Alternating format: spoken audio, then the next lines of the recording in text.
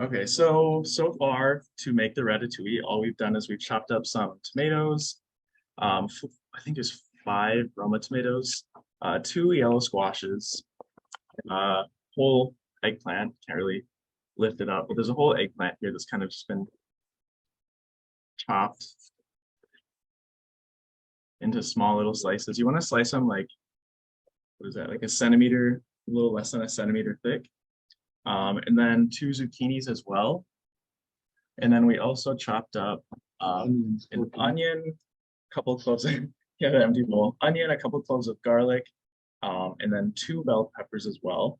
And so that's sauteing in the pan right there with some olive oil. And you just kind of want to saute that until they're soft. And then from there, we will add, how are the vegetables? Are they soft? They're getting there, Getting yes. there?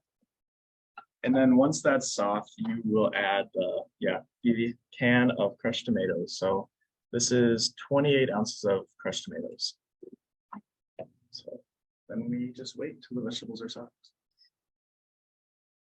And it's not super exact. So what they're doing now is they're putting 2 tablespoons of Italian seasoning in with the can of crushed tomatoes.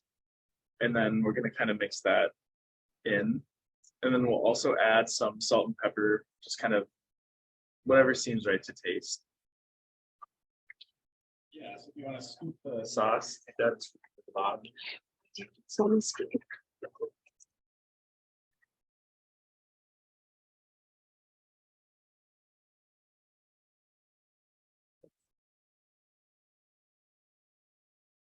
Go. So then you're just going to take that and spread it out all over the bottom. And then from there, all you have to do is kind of assemble the veggies kind of in however order you want. So if you guys want to help out with that, I feel like that's the most fun part of this.